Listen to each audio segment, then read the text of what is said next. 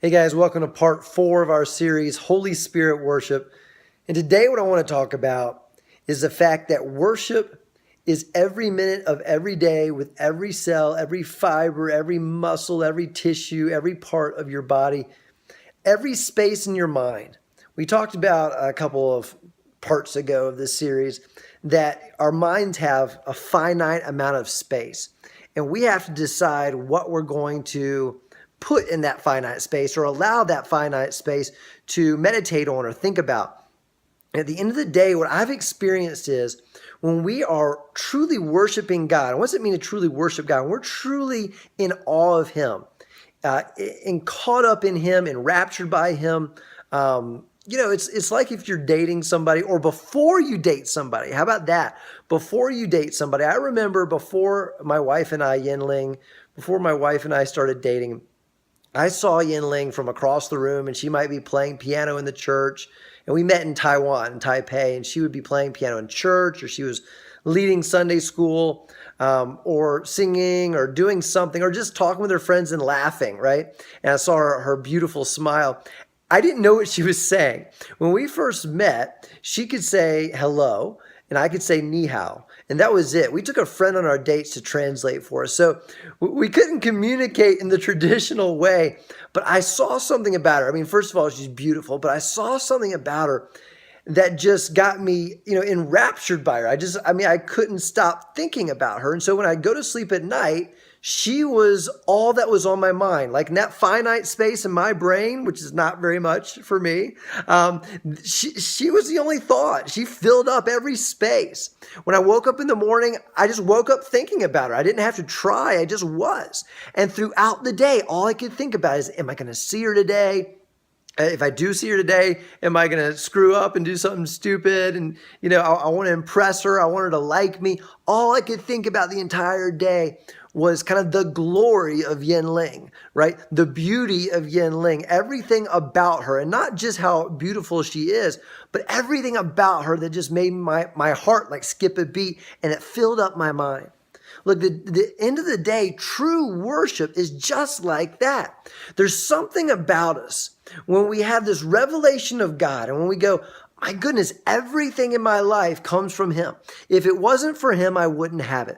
If it wasn't for His grace and His mercy, I wouldn't be breathing and living and walking and talking and interacting with the people I love and all this today. And we've talked about that before, right? You've heard me say that. What I'm letting you know at this point is when you come to a place of true realization of that, when you have a revelation of God's true glory, you can't stop thinking about Him. You can't even make the decision to stop thinking about Him. Just like with Yinling, I could not have even decided to get her out of my mind. Seriously. And there were days when I was like, okay, there's no way she's ever going to date me. In fact, there was one time when for some crazy, stupid reason, guys, I was 22 at the time, I got somebody else to ask her, because we couldn't speak to each other in the same language, how old she was. And maybe I thought it was a conversation starter. I was 22. I don't know why. She said something back to that person, and they translated to me. And what she said was, too old for you. Too old for you. And I was so let down, so heartbroken. I was like, I got to stop thinking about her. I got to stop thinking about her. I couldn't stop thinking about her. I was so caught up in her glory, right? And I still am, by the way, today. But here's the deal. When it comes to God, if we have not yet gotten to the place where He's all that fills our minds, when we wake up, we think about Him. When we go to sleep, we're thinking about Him. All throughout the day, we're thinking about Him. Every minute of every day, we have this gratefulness inside of us that goes, if not for God, but for God, I would not even be here today. If we don't have this awe and this revelation of His glory, then we're not going to live like that. And I don't think many people live like that. And I'm challenging you to desire to be at the place where every minute of every day, in your thoughts, in your heart, in your feelings, and your emotions are all about God. Because guess what? If they're all about God, they won't be all about you. And if they're all about God, they won't be about bitterness or jealousy or unforgiveness or anger or even sadness, right? Or depression. It'll all be about the glory of God. I'm telling you, when I was thinking about Yinling, I would be looking at her picture, right? Now, this is after we're dating, right? I've got a picture of her. But I'd be looking at her picture when I was back in America, in the States, and I was away from her. And looking at the picture, just going, oh my goodness, I can't wait to see her. I can't wait to see her. I can't wait to see her. Just looking at that picture, and I just put a little smile on my face.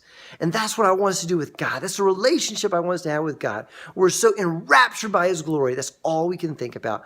Let's ask God for that. Let's ask God to give us an experience with him and a revelation of his beauty so amazing that we can't get out of our minds. Even if we try to, it won't go anywhere. That'll totally change who we are and how we treat others. All right, thanks, guys.